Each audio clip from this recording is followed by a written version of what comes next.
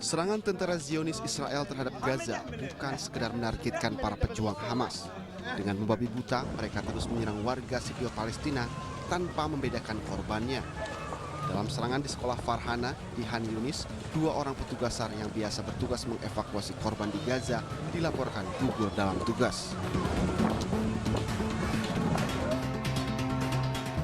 Dalam peristiwa yang sama, juru kamera Al Jazeera Samer Abu Daka juga gugur dalam tugas. Petugas medis tidak bisa mengevakuasi korban hingga 5 jam tergeletak di lokasi. Upaya evakuasi sulit dilakukan karena petugas medis khawatir menjadi korban serangan Israel. Korban diduga meninggal setelah mengalami pendarahan hebat. Selain juru kamera, Kepala Biro Al Jazeera di Gaza, Wael Al-Dahduh, juga terluka di tangan. Korban selamat setelah mendapat pertolongan pertama di lokasi. حتى وصلت إليهم وباشر بالفعل عملية إيقاف النزيف ولو مؤقتا بشكل ميداني وركبنا في السيارة فطلبت منهم أنه نعود إلى سامر لأنه كان سامر أبو دقة زميلنا المصور كان. Akhir Oktober lalu, Wael Al-Dahdoh kehilangan 4 anggota keluarganya sekaligus. Istri, 2 anak dan cucu meninggal setelah menjadi korban serangan udara Israel. Mengutip dari Al Jazeera, sejak Oktober lalu tercatat 89 jurnalis gugur dalam tugas meliput perang Hamas Israel di Gaza dan Lebanon Selatan. Sementara data Komite Perlindungan Jurnalis mencatat 64 jurnalis gugur dalam tugas. Di antaranya 57 jurnalis Palestina, 4 jurnalis Israel, dan 3 jurnalis Lebanon.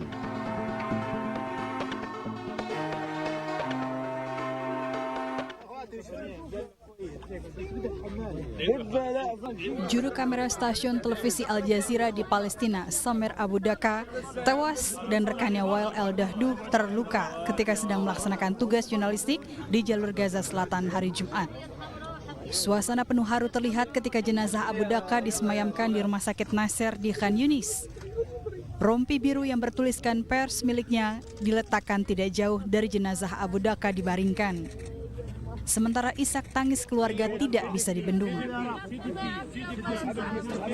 Puluhan rekan Samer Abu Daka kemudian melakukan sholat jenazah di halaman Rumah Sakit Nasser.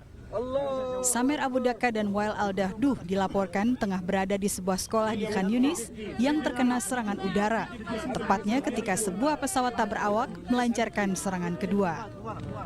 Menurut Komite Perlindungan Jurnalis, Samer Abu Daka menjadi jurnalis ke-64 yang terbunuh sejak konflik meletus. Korban lainnya termasuk 57 warga Palestina, 4 warga Israel, dan 3 warga Lebanon. Sementara kota Khan Yunis telah menjadi target utama serangan darat Israel di jalur Gaza Selatan.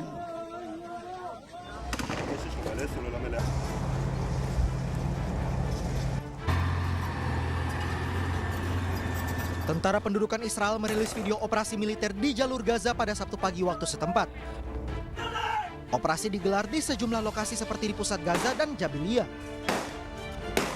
Namun dalam operasi militer sebelumnya di Shijaiyah Jumat waktu setempat, tentara Zionis Israel membuat kesalahan fatal dengan menembak mati 3 warga negara Israel yang sejak 7 Oktober lalu menjadi sandera Hamas. Tentara Zionis Israel gagal mengidentifikasi ketiga korban sebagai ancaman hingga ditembak mati dan dianggap bagian pejuang Hamas.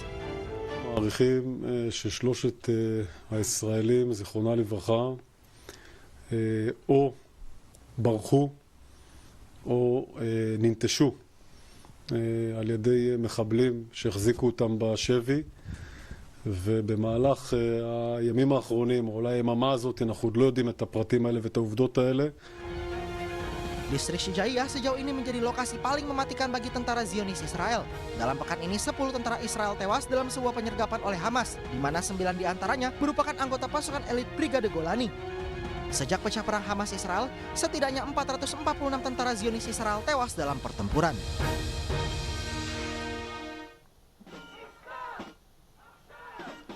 Aksi protes digelar setelah militer Israel mengakui setelah membunuh 3 sandera Israel selama operasi darat di jalur Gaza.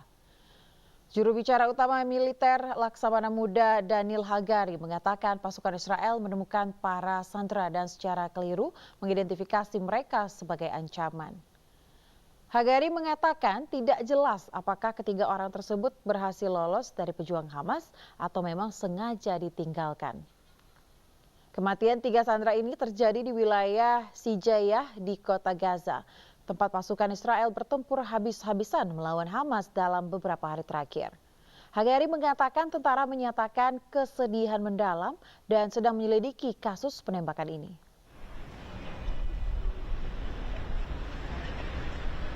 Pemerintah Amerika Serikat telah berupaya meminta Israel untuk memperbolehkan lebih banyak bantuan masuk ke Gaza.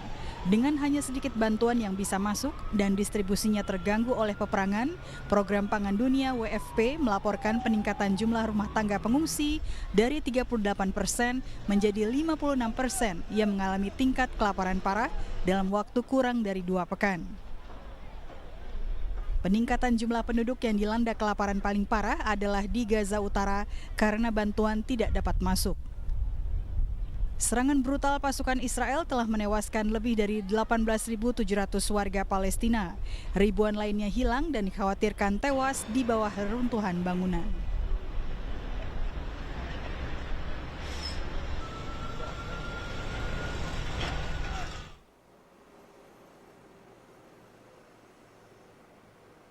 Sebuah pesawat angkut Angkatan Udara Jerman lepas landas dari pangkalan udara Wunstorf pada hari Sabtu menuju Kairo, Mesir. Pesawat ini membawa 7,6 ton pasokan medis yang dibutuhkan di Mesir untuk perawatan pasien dari jalur Gaza.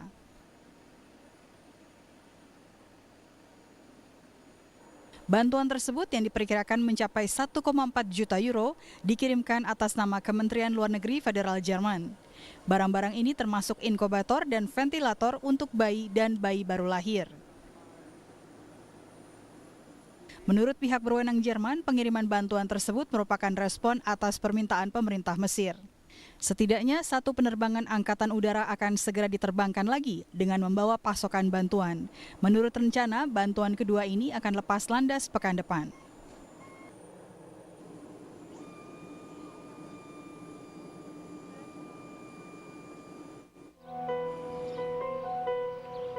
Sementara itu, pihak berwenang di Gaza mengklaim bahwa air minum yang tersisa untuk ratusan ribu pengungsi kini tinggal 10% untuk bertahan hidup. Meskipun beresiko, beberapa pengungsi Palestina mulai meminum air dari laut.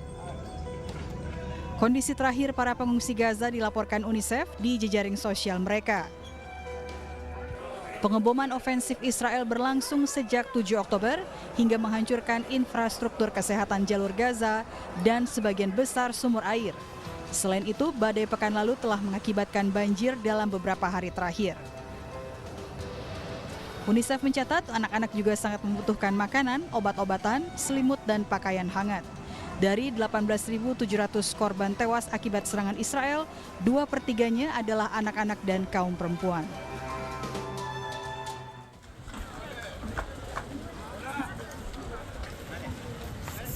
Musim dingin telah memperburuk kondisi ribuan warga Palestina di kamp pengungsian dan tenda-tenda darurat. Penduduk jalur Gaza yang terkepung dan sejauh ini selamat dari bom dan peluru Israel terancam penyebaran penyakit di tengah hujan lebat di musim dingin yang membanjiri tempat penampungan sementara. Pada saat yang sama, mereka juga kekurangan parah atas makanan, air minum, dan pasokan obat-obatan. Para dokter dan pekerja bantuan kemanusiaan telah diperingatkan akan adanya epidemi, mengingat situasi kemanusiaan yang mengerikan dan sistem kesehatan yang melemah.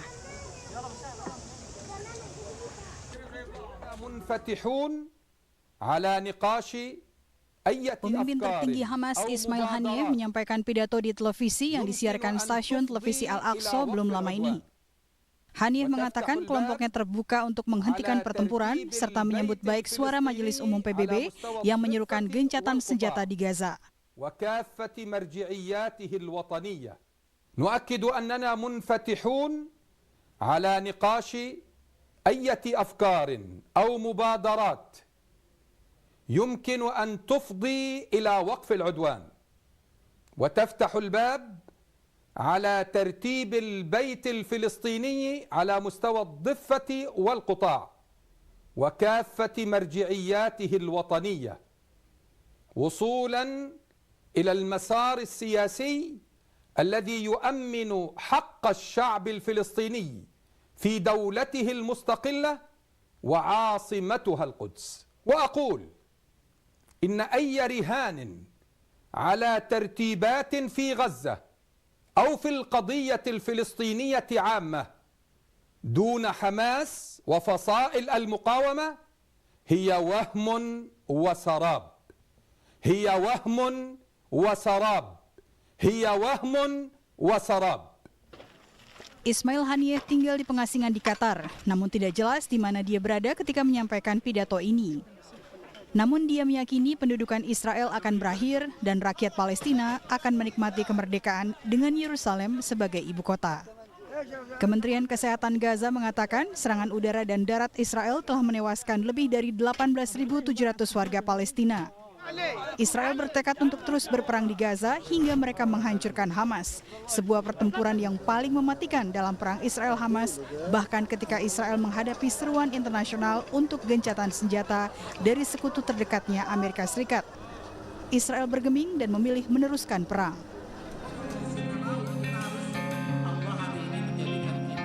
Prihatin atas penderitaan warga Palestina yang menjadi korban agresi militer Zionis Israel, sejumlah warga yang tergabung dalam organisasi wanita Islam Provinsi Bengkulu menggelar solidaritas berupa doa dan penggalangan dana untuk Palestina.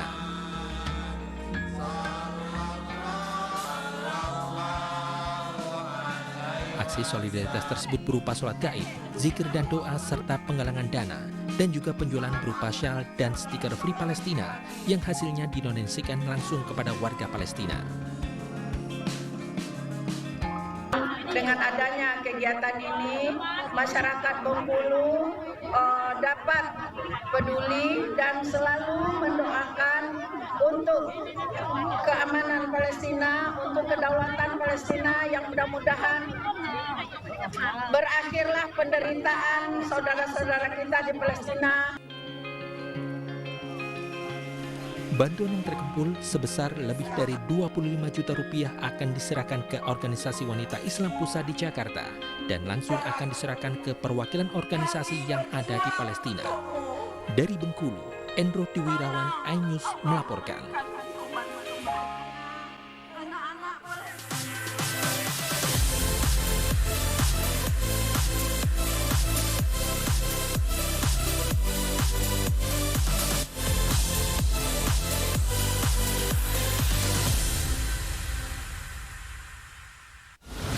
Menyoroti kecurangan. PTS ini bukan soal korupsi. Itu ditemukan, itu fakta yang ditemukan di lapangan. Menyuarakan keadilan. Melarikan diri melalui sungai. Wilayah tidak tersentuh oleh negara. Laporan mendalam dan eksklusif. Saya akan tunjukkan kepada Anda. Mario Dandi, rebutan perempuan, gimana Ken? AB Plus setiap minggu pukul 8 pagi di iNews. Saya Aiman Wicaksono, saya akan mengupas tuntas malam ini. Saya mendapatkan kesempatan secara eksklusif. Bismillah, walaupun itu teman. 4 miliar dalam 1 jam itu nggak sulit. Betul. The Prime Show with Aiman, setiap Rabu pukul 8:30 malam. Saya Prabowo Revolusi, kita berbagi cerita. Rupanya konspirasi itu ini. Oh iya. Apakah jadi capres? Kita setuju. Sebetulnya saya ini untuk menjadi presiden, saya harus siap. Konspirasi Prabu, setiap Rabu pukul 9:30 malam. Mengupas makna dan tafsir Al-Quran bersama ulama terkemuka tanah air. Kaumum min kaum khairun minal yadis suflah. Nggak bakal bisa dibayar oleh dunia dan seisinya. Jelas, lugas untuk kehidupan sehari-hari. Di antara yang merusak hati adalah buruk sangka. Wa aqimus shalah wa atuz zakah. Itu pun sejajar dengan jihad fisabilillah. Cahaya Hati Indonesia, Sabtu dan Minggu pukul 12 siang di iNews.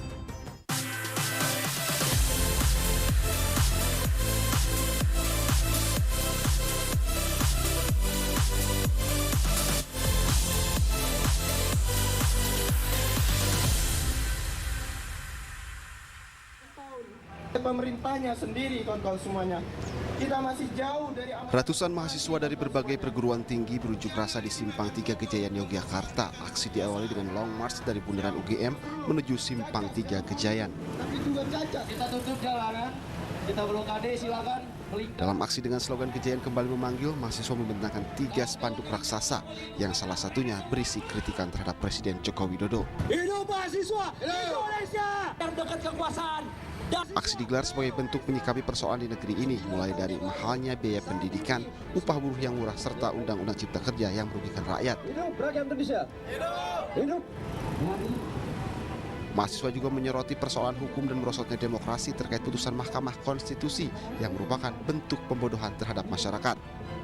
Keprihatinan kami terhadap kondisi situasi ekonomi politik, terutama kita tahu bahwa di kondisi ketenagakerjaan nasib kaum buruh dengan adanya upah murah itu kemudian menyengsarakan kelas pekerja di Indonesia, apalagi kenaikan upah tidak sampai 10%. Kami menolak diterapkannya upah murah di Indonesia. Kami meminta pada negara ini untuk menyejahterakan kaum buruh kelas pekerja di Indonesia yang sampai sekarang ini masih terlunta-lunta atas kondisi ekonomi yang terjadi. Dalam aksinya, mahasiswa juga mengecam banyaknya kasus korupsi di Indonesia. Selain itu, massa juga menyoroti kolusi dan nepotisme dari para elit politik yang dinilai mengkhianati amanat reformasi yang telah diperjuangkan. Dari Yogyakarta, Gunanto Farhan, iNews melaporkan.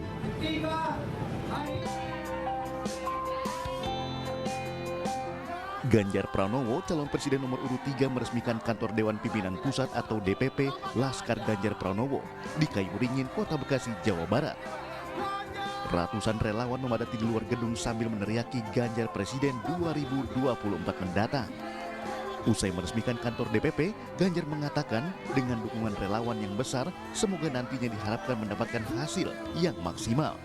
Sudah cukup lama dan hari ini kita resmikan, mudah-mudahan disinilah tempat Bapak Ibu berkumpul, disinilah tempat Bapak Ibu berkomunikasi, disinilah tempat Bapak Ibu membantu mendengarkan apa yang menjadi suara rakyat. Catat satu-satu, kerjakan baik-baik dengan menjaga kesopanan, dan insya Allah kita akan bergerak bersama rakyat. Menjadi semangat lagi untuk memenangkan Pak Ganjar, dan mudah-mudahan Pak Ganjar juga berkenan juga di daerah lain memberikan semangat kepada semua relawan-relawan. Jadi kita semuanya bergerak bersama untuk kemenangan Pak Ganjar Pranowo. Ganjar Presiden. Ketua DPP Laskar Ganjar Pranowo optimis calon presiden nomor urut 3 akan menang telak di Kota Bekasi. Pasalnya, melihat relawan yang begitu antusias menyambut Ganjar saat meresmikan kantor DPP. Diketahui Ganjar Pranowo dalam kampanyenya di Bekasi mendatangi beberapa lokasi, di antaranya lari pagi bersama komunitas lari, menghadiri senam pagi bersama relawan Formi, menghadiri turnamen Mobile Legends, kunjungan ke Pasar Jati Asih, dan ke pesantren Kiai Haji Sirojul Munir. Dari Bekasi, Jawa Barat, Rahmat Hidayat, iNews melaporkan.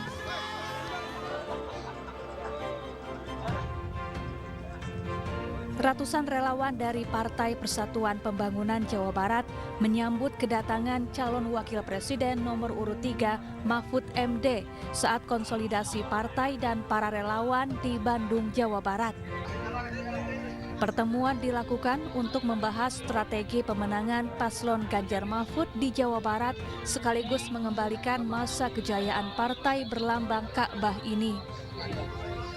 Dengan kembalinya masa kejayaan P3, Mahfud berharap bisa merebut suara dari kalangan Muslim dan memenangkan Pilpres 2024.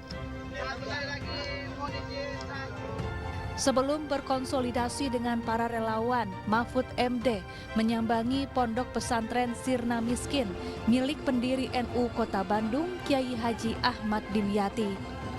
Setibanya di pondok pesantren, Mahfud langsung disambut para pimpinan ponpes, para kiai dan tokoh NU serta ribuan santri. Di hadapan para pendukungnya, Mahfud menyinggung pentingnya demokrasi di Indonesia. Menurut Mahfud, para santri merupakan bibit untuk membentuk demokrasi yang baik bagi bangsa dan negara karena memiliki wawasan yang berlandaskan agama. Dan basis pendidikan demokrasi itu dimulai dari pesantren, ya. Sejak dulu juga dimulai dari pesantren. Sebab itu saya datang mengunjungi pesantren nih dengan santri yang ribuan, murid yang ribuan di sini, pondok pesantren Sirna Miskin ini. Ya kita berharap lahir bibit-bibit kader bangsa di sini yang siap membangun negara Indonesia berdasar demokrasi dan berwawasan syar'i, berwawasan syariah yang penuh kedamaian, kerukunan, dan persaudaraan. Selain itu, Mahfud juga memuji sosok calon presiden nomor urut 3, Ganjar Pranowo. Mahfud yakin Ganjar merupakan sosok pemimpin yang bisa membenahi demokrasi, memberantas korupsi, serta menegakkan hukum dengan adil. Dari Bandung, Jawa Barat, Juhpita Meilana, iNews melaporkan. Selain program di bidang kesehatan, Siti Atikoh juga memaparkan tentang pendidikan gratis 12 tahun, 1 keluarga miskin, 1 sarjana, kestabilan harga dan distribusi hasil pertanian yang berkeadilan, serta penyediaan 17 lapangan pekerjaan di Indonesia. Di sisi lain, melihat dukungan kuat yang diberikan Pijar kepada paslon nomor urut 3, Atikoh optimis paslon Capres-Cawapres Ganjar Mahfud mampu meraup suara dari perempuan Indonesia, mengingat persentase suara perempuan mencapai 51%. Ya, ada stunting, mental health, kemudian untuk kasus-kasus pelecehan seksual, bagaimana sistem pelaporannya, karena terkadang justru korban ini yang dikriminalisasi. Itu kejadian di beberapa perguruan tinggi maupun SMA, dan kita memang ada nanti satgas di masing-masing lembaga pendidikan. Kemudian terkait dengan mental health juga, Ganjar Mahfud itu kan ada program 1 puskesmas 1 desa termasuk nakes, dan di situ nakes juga ada psikolog. Jadi mereka nanti bisa berdiskusi, bisa curhat di masing-masing puskesmas termasuk juga di lembaga pendidikan. Kemudian kalau untuk stunting kita fokus di 1000 hari kehidupan pertama dengan memberikan telur kepada ibu hamil maupun janin dan nanti ke anak-anaknya. Artinya gerakan telur ini akan digencarkan juga?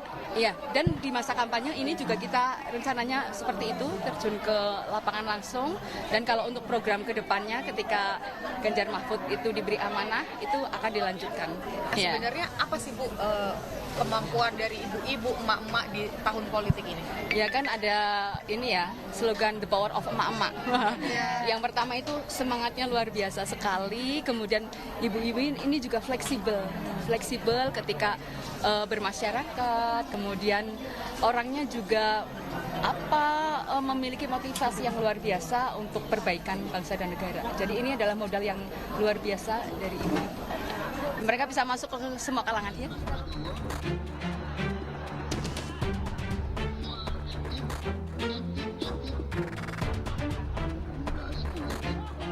Seketika, kalimat umpatan "endasmu etik" menjadi viral di media sosial. Kalimat tersebut diucapkan calon Presiden Prabowo Subianto dalam acara internal Partai Gerindra. Kalimat itu diucapkan diduga menyinggung pernyataan Anies yang menyinggung soal putusan Mahkamah Konstitusi dan Majelis Kehormatan MK soal batas usia Capres-Cawapres.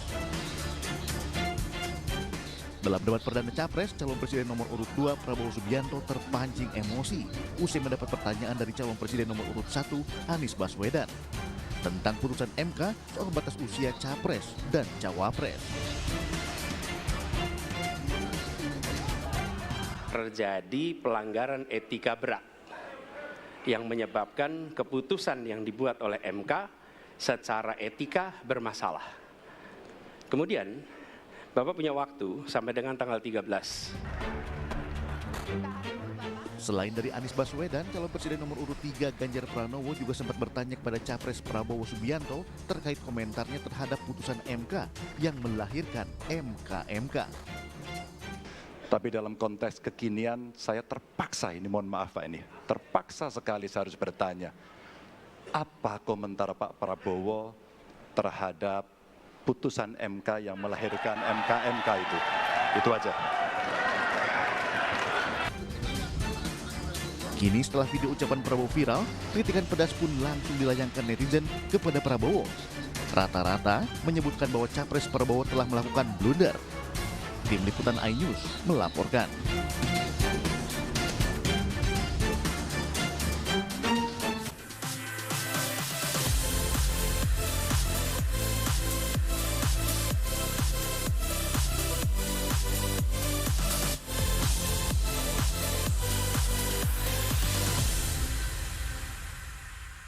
Mengupas makna dan tafsir Al-Quran bersama ulama terkemuka tanah air.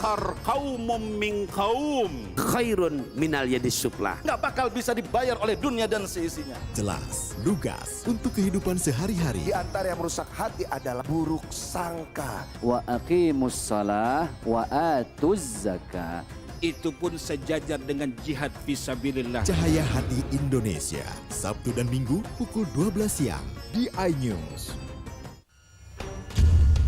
Nuduhan saya menerima 27 miliar. Yang menghina saya, mencaci maki saya. Hukum di negeri ini yang kalau nggak dikawal penipuan dan ilegal berkedok rumah kasus mega korupsi dipicu terkait masalah. Jangan bilang Anda tidak tahu karena kami sudah memberitahukannya. iNews File Sabtu dan Minggu pukul 9 pagi. Selamat datang di iNews Today. Lengkapi pagi Anda dengan update informasi terkini.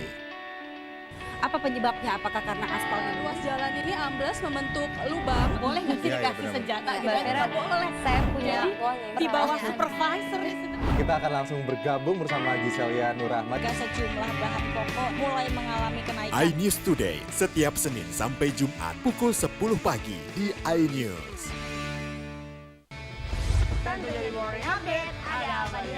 Hadir menemani pagi Anda dengan sajian informasi unik dan menarik. Walabi hutan yang merupakan hewan asli Papua Nugini. Dari Jepang disebut sebagai kare raisu. Menghadirkan bintang tamu yang menginspirasi. Campuran apa ini? Ini lemon. Oh lemon, ya. Kita peras. Itu harus dipotongin dengan dekat bagian mata. Kalau Morning Update, Senin sampai Jumat pukul 7 pagi di iNews.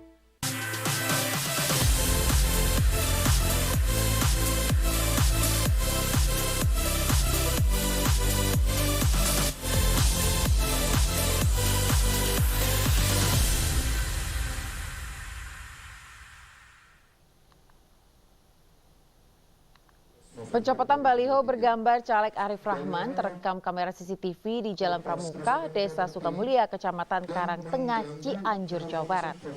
Pencopotan itu dilakukan 2 oknum dari salah satu ormas kepemudaan pada tanggal 13 November 2023 lalu. Setelah sempat dilaporkan, kedua pelaku akhirnya meminta maaf, mengaku khilaf dan tak memiliki muatan politis apapun. Kedua belah pihak akhirnya sepakat untuk berdamai dan mengajak bersama-sama untuk menjaga kondusivitas politik menjelang pemilu 2024. Intinya tidak ada maksud lain, ini murni kesalahan dan ketidaktahuan kami sehingga mengakibatkan kerugian moral dan material dari Kang Arif. Saya sampaikan bahwa saya memaafkan para pelaku perbuatan yang telah terjadi pada billboard saya. Saya percaya bahwa sikap memaafkan adalah langkah pertama dalam proses rekonsiliasi yang penting di tengah-tengah masyarakat. Ketua Umum Pak Haji Muhammad Mardiono. PLT Ketua Umum Partai Persatuan Pembangunan Muhammad Mardiono mengunjungi posko relawan pemenangan di Kelurahan Lesung Batang dan Pangkalalang, Kabupaten Belitung. Kunjungan ini dilakukan untuk menyerap langsung aspirasi dan akar rumput. Selain itu, Mardiono menyebut kedatangan kali ini untuk merepresentasikan partainya yang lahir dan selalu hadir untuk rakyat. Pada kesempatan ini, Mardiono juga mengajak relawan dan masyarakat untuk memenangkan pasangan Ganjar Mahfud dalam Pilpres 2024. Rakyat. Alhamdulillah saya cukup puas ya di kalangan masyarakat di tingkat lapisan grassroots ya itu begitu antusias dan kompak berjuang bersama P3 termasuk di samping untuk memenangkan P3 melalui para calon-calonnya di daerah pemilihan tetapi juga untuk memenangkan presidennya adalah Pak Ganjar Mahfud.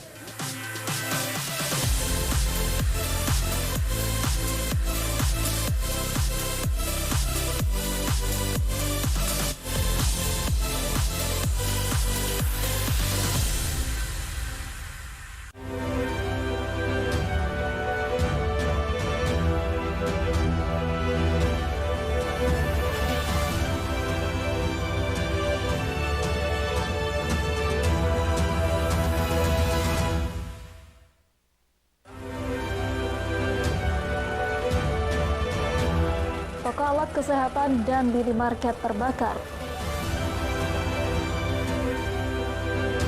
Telan dana 19 miliar perjalanan dinas DPRD dipertanyakan.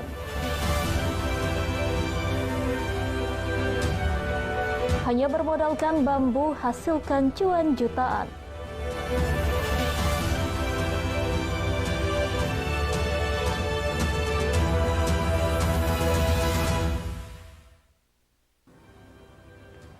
Selamat pagi, apa kabar pemirsa? Senang sekali saya dapat menjumpai Anda melalui iNews Sumsel edisi hari ini, Senin 18 Desember 2023. Selain 3 informasi utama tadi, berbagai informasi menarik lainnya akan kami sajikan untuk Anda. Bersama saya Hoirun Nisa, berikut iNews Sumsel selengkapnya.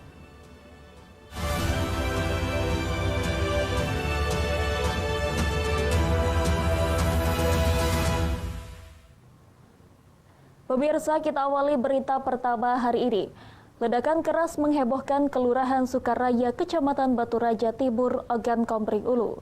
Satu minimarket dan toko alat kesehatan terbakar hebat pada Jumat malam.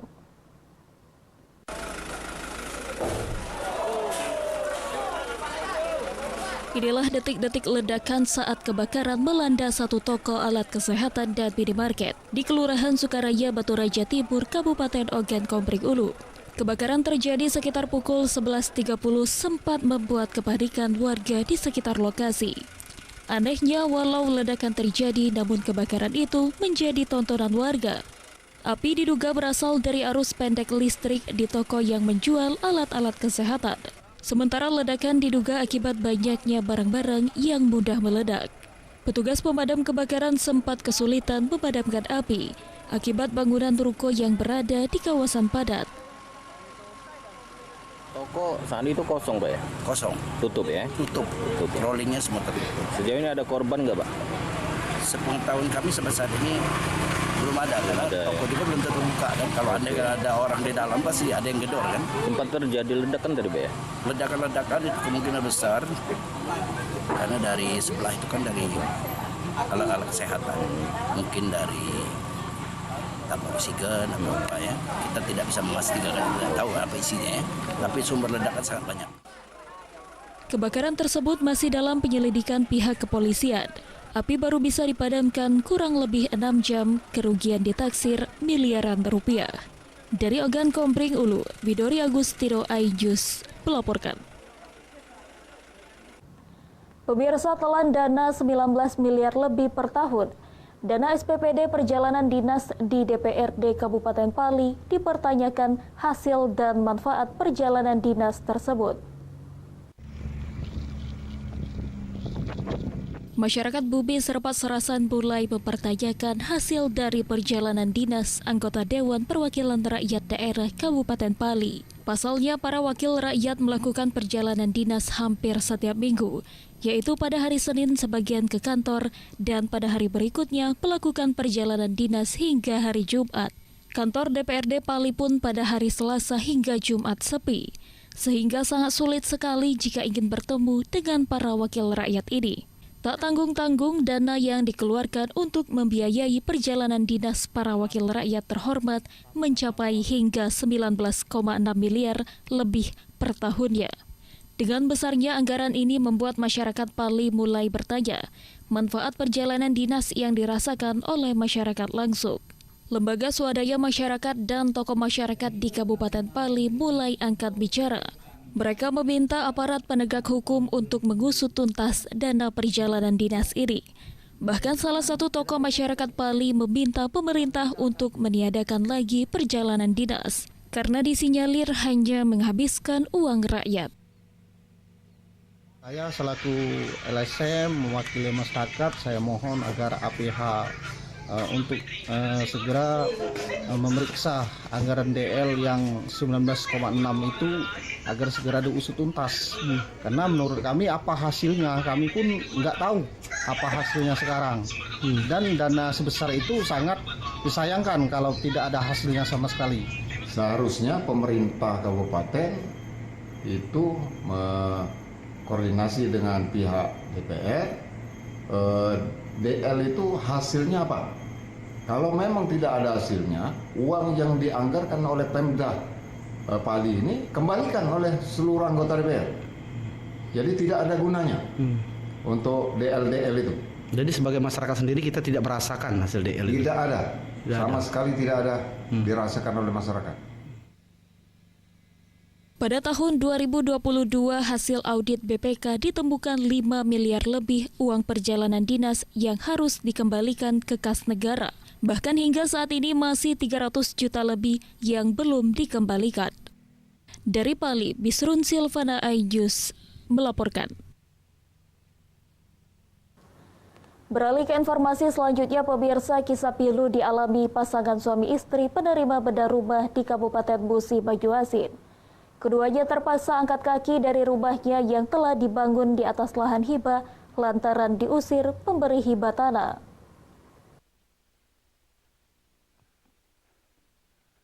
Sembari berjalan kaki sejauh 2 km dan membawa barang di dalam karung, pasangan lansia Anang Miharja dan Ibu Sunarti pindah ke kebun dan tinggal di pondok yang ditumpangi warga. Keduanya baru saja diusir dari rumah bedahnya yang berdiri di atas lahan hibah dari salah satu warga di Desa Bailanggu, Kecamatan Sekayu, Kabupaten Musi Banyuasin. Sebelumnya, Bapak Anang Miharja yang belum memiliki rumah diajak seorang warga mendiami rumah.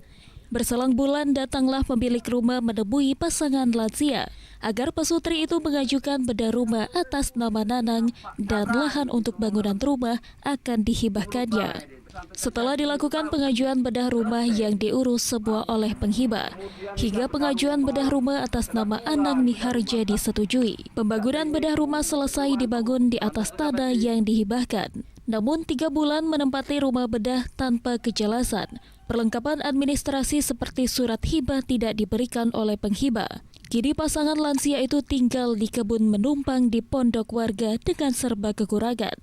Diduga pemberi hibah tanah ingin memiliki kembali tanah tersebut beserta dengan rumah bedah tersebut. Jadi baca bedah rumah tuh cuman nih? Nah, dia nurwe bedah rumah dari Bansos. Jingoknya dari Bansos datang ke tempatku. Jelas tanda tangan. Cari nurut tuh bong bodoh kan. Jadi tanda tangan. Sedangkan ngambil duit Bansos itu kalau tidak melalui ku tidak dapat kan, kena nekunian. Nah, namun yang tidak habis pikir ujungnya tanah tu wakaf tapi surat tidak diberikan ku. Satu. Nah, yang jadi sakit hatiku sampai aku lagi mikir sampai aku undur, ujungnya aku kak wong numpang bae, bukan tuan hak bedah rumah. Pasangan lansia meminta agar perangkat kepala desa serta camat dapat membantu memediasi permasalahan yang dialami pasangan lansia ini. Dari Musi Banyuasin, Edi Lestari Ainjus melaporkan. Pemirsa, alat peraga kampanye marak di pohon. Informasinya kami hadirkan sesaat lagi.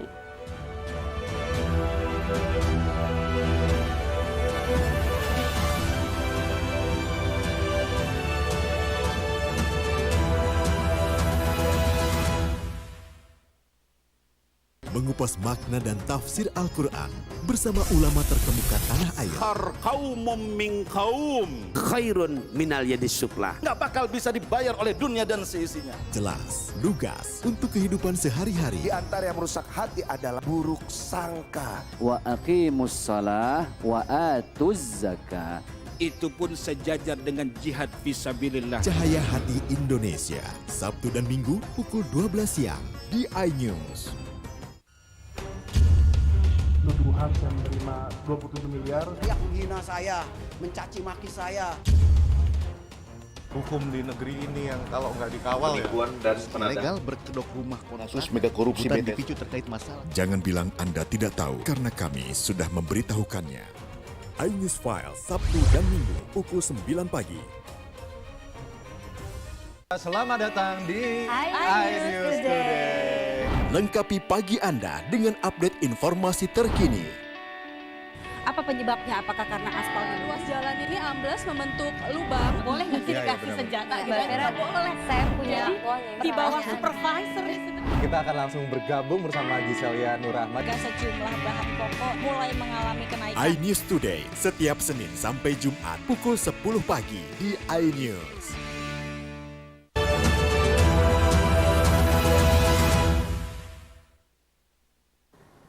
Pemirsa, Anda masih bersama kami di Ainju Sumsel.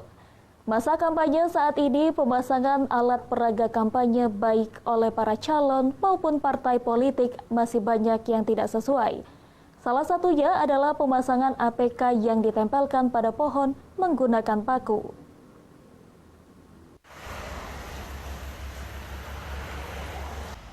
Masa kampanye pemilu 2024, maka parpol, capres, dan para calon legislatif, baik daerah maupun pusat mulai berlomba-lomba memasang alat peraga kampanye sebagai upaya memperkenalkan diri kepada masyarakat. Namun sayangnya, sesuai dengan Perda Nomor 6 Tahun 2019, pemasangan selebaran ataupun bentuk pemberitahuan lainnya dilarang dipasang pada pohon dan fasilitas umum. Namun kenyataannya, aturan tersebut tidak diindahkan oleh para peserta pemilu. Mereka memasang di tempat yang jelas melanggar dan merusak tanaman. Ketua Bawaslu Muara Enim mengatakan pihaknya saat ini berpegangan pada PKPU 15 tahun 2023 tentang tempat yang dilarang untuk dipasang APK. Namun pihaknya juga akan berkoordinasi dengan parpol terkait kesalahan pemasangan APK.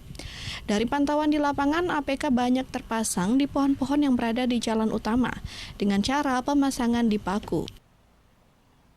Sudah kami cek di lapangan, banyak sekali yang sudah memasang di luar aturan. Nah itu kami sudah membuatkan himbauan kembali ke partai politik, termasuk juga ke jajaran kami Panwasam untuk berkoordinasi dengan pihak-pihak Pol PP untuk segera ditertibkan. Kenapa kami dihimbau selalu sesama penyelenggara maupun pihak kepolisian untuk dilaksanakan atau dilakukan penertiban secara humanis. Kami mengimbau. Selain itu, spanduk, baliho, dan bendera partai dipasang di persimpangan sangat semraut. Dari Muara Enim, Edwin Sasatria iNews melaporkan. Pemirsa, seorang pengusaha di Kota Palembang maju sebagai caleg DPR RI dari Partai Perindo. Dengan dukungan keluarga, dirinya menjadi caleg bukan untuk mencari popularitas atau kejar kekayaan, namun untuk membantu kesejahteraan rakyat. Aku Romi, Elong, Mantuaku itu. Seorang pengusaha di Kota Palembang, Andi Asmara, calon legislatif dari Partai Perindo, menghadiri acara silaturahmi tasyakuran keluarga di salah satu gedung serbaguna di Jalan Gubernur Haji Bastari, Kecamatan Jakabaring, Palembang, Jumat siang. Di hadapan para keluarga, kerabat, undangan, dan tokoh agama ikut hadir di acara tasyakuran keluarganya. Andi Asmara memperkenalkan dirinya akan maju sebagai caleg DPR RI dari Partai Perindo dengan nomor urut 1. Andi Asmara menceritakan kisah ia mau maju menjadi caleg karena bertemu Pak Haritanu Sudibyo, Ketua Umum Partai Perindo sekaligus seorang pengusaha pendukung UMKM di seluruh Indonesia. Dirinya langsung ditawarkan maju sebagai caleg DPR RI dari Partai Perindo. Merasa terpanggil untuk memajukan kesejahteraan rakyat, khususnya masyarakat Kota Palembang. Dengan izin keluarga, dirinya siap maju. Bismillahirrahmanirrahim lagi dengan diizin oleh keluarga besar dan kerabat, kenalan, para saudara, saya mohon izin minta doakan juga. Tujuan saya kembali bukan untuk mencari popularitas, bukan untuk mencari pengakuan, apalagi untuk mencari kekayaan. Habib Umar Asgaf mendoakan Andi Asmara yang maju sebagai caleg Perindo. Semoga terpilih dan cita-cita mensejahterakan masyarakat tercapai. Beliau itu kan yang saya tahu, saya juga baru kenal beliau, begitu. Tapi kehadiran saya di sini dalam rangka tasyakuran tadi. Ya. Tapi beliau orang yang sedang mengikuti kontestasi ya. Untuk menjadi anggota Dewan RI. Ya semoga saja. Dari Palembang, Guntur iNews melaporkan.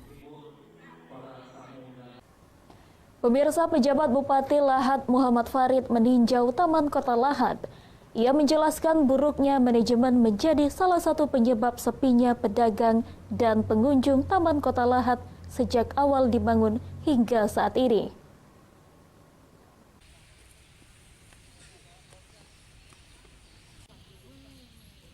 Dalam agenda meninjau sejumlah fasilitas umum serta memantau kondisi pasar, pejabat Bupati Lahat Muhammad Farid bersama sejumlah pejabat utama Pemda Lahat menemukan kondisi Taman Kota Lahat yang sepi aktivitas.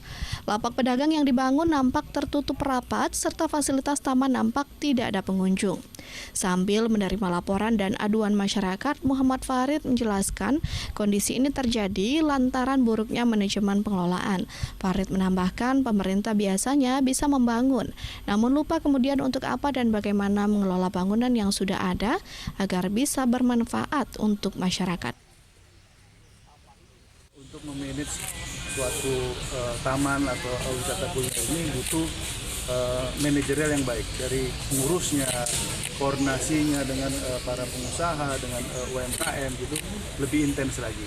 Karena kita harus membangun komunikasi dengan seluruh stakeholder yang ada.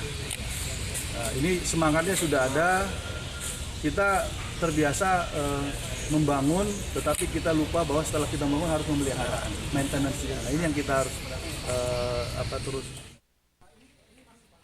Fasilitas yang ada di Taman Kota Lahat ini menurutnya sudah cukup baik dan masih sangat layak, meskipun telah lama tidak dimanfaatkan. Dengan sedikit perbaikan manajemen, diharapkan kondisi akan berubah yang berujung pada kesejahteraan masyarakat. Dari Lahat, Bala Putra iNews melaporkan.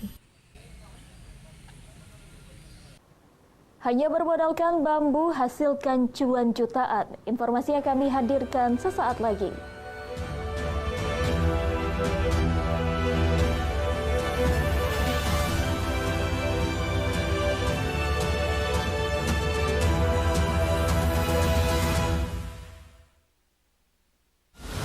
Menyoroti kecurangan. PTS ini bukan soal korupsi. Itu ditemukan, itu fakta yang ditemukan di lapangan. Menyuarakan keadilan. Melarikan diri melalui sungai. Wilayah tidak tersentuh oleh negara. Laporan mendalam dan eksklusif. Saya akan tunjukkan kepada Anda. Mario Dandi, rebutan perempuan. Gimana, Ken? AB Plus setiap minggu pukul 8 pagi di iNews. Saya Aiman Wicaksono. Saya akan mengupas tuntas malam ini. Saya mendapatkan kesempatan secara eksklusif. Bismillah, walaupun itu teman. 4 miliar dalam 1 jam itu nggak sulit. Betul. The Prime Show with Aiman setiap Rabu pukul 8:30 malam. Saya Prabowo Revolusi, kita berbagi cerita. Rupanya konspirasi itu ini. Oh iya. Apakah jadi capres? Kita setuju. Sebetulnya saya ini untuk menjadi presiden, saya harus siap. Konspirasi Prabu setiap Rabu pukul 9:30 malam. Mengupas makna dan tafsir Al-Quran bersama ulama terkemuka tanah air. Kaumum min kaum khairun minal yadis suflah. Nggak bakal bisa dibayar oleh dunia dan seisinya. Jelas, lugas untuk kehidupan sehari-hari. Di antara yang merusak hati adalah buruk sangka. Wa aqimus shalah wa atuz zakah. Itu pun sejajar dengan jihad fisabilillah. Cahaya Hati Indonesia, Sabtu dan Minggu pukul 12 siang di iNews.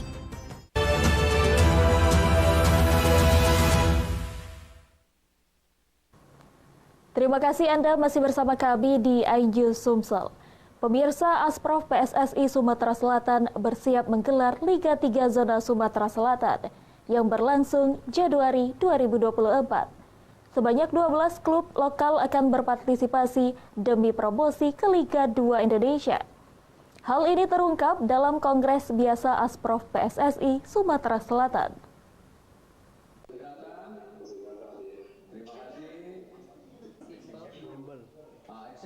Dalam Kongres Biasa Asprof PSSI Sumsel yang berlangsung di Pondok Tince Palembang, terungkap beberapa agenda yang akan bergulir tahun depan. Sekretaris Asprof PSSI Sumsel Syahril Musa mengatakan, saat ini Askop dan Askot di Sumatera Selatan sudah resmi memiliki statuta masing-masing, sehingga diharapkan mampu menggeliatkan sepak bola terutama pembinaan usia dini di daerah. Selain itu, Asprof PSSI Sumsel juga segera menyelenggarakan Liga 3 Zona Sumsel pada bulan Januari 2024 mendatang. Menurutnya, 12 tim lokal di Sumsel sudah menyatakan kesediaannya, kecuali Persimuba yang juara Liga 3 Zona Sumsel musim kemarin kini tinggal menunggu di putaran nasional. Beberapa klub yang aktif mempersiapkan diri diantaranya David FC, Bayangkara Sriwijaya, PS Palembang, Eksimbal, PS Bajuasin, Persegrata, dan beberapa klub di kabupaten kota lainnya. Ajang ini akan menggunakan format setengah kompetisi.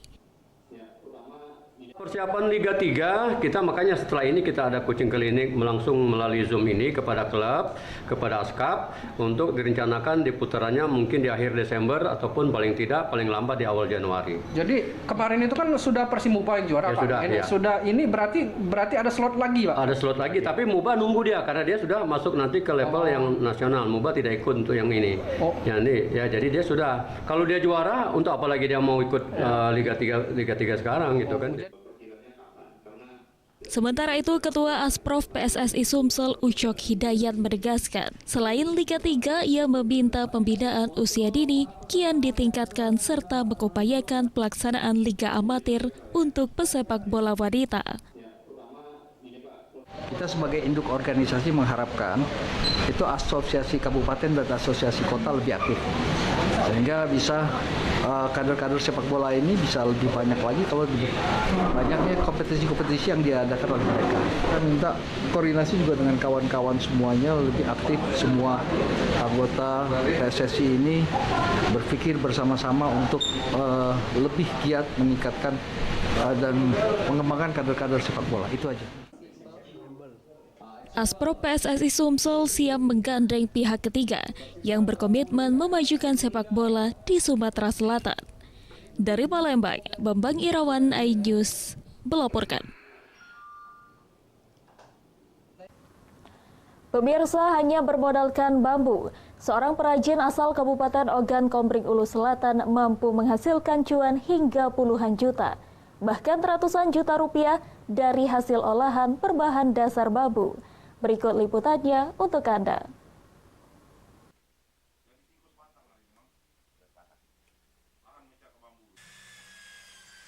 Di tangan seorang perajin bambu tradisional dari Kecamatan Muara II, Kabupaten Ogan Komering Ulu Selatan, dan hanya bermodalkan di bawah 1 juta rupiah, Hoirul mampu menghasilkan berbagai kerajinan tangan yang unik bernilai jual tinggi.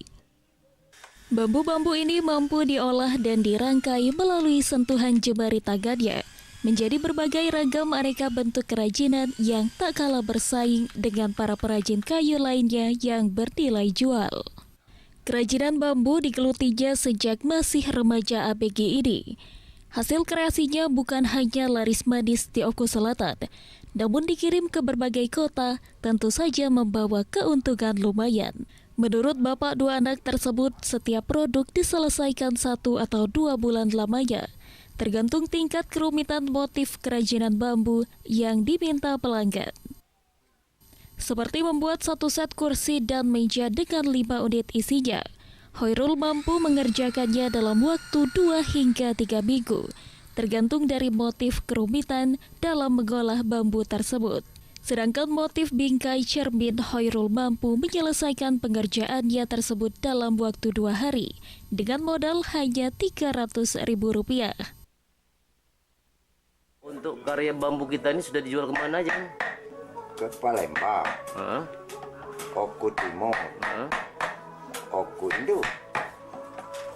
Selebihnya belum ya? Oku Selatan. Selebihnya yang sebanyak Oku Selatan. Sejauh ini untuk pemasaran kita sendiri bagaimana? Masih lumayan, dari mulut ke mulut, nyebar luas, mungkin medsos juga, dari kawan-kawan itu. Dirinya berharap adanya bapak asuh dan bantuan modal usaha untuk UMKM, sehingga usahanya tersebut dapat dikembangkan lagi. Dari Ogan Komering Ulu Selatan, Teddy Hendrawan, iNews melaporkan. Pemirsa, informasi tadi mengakhiri iNews Sumsel hari ini. Terima kasih atas kebersamaan Anda. Saya Hoirunisa dan kru yang bertugas mengucapkan selamat pagi dan selamat beraktivitas.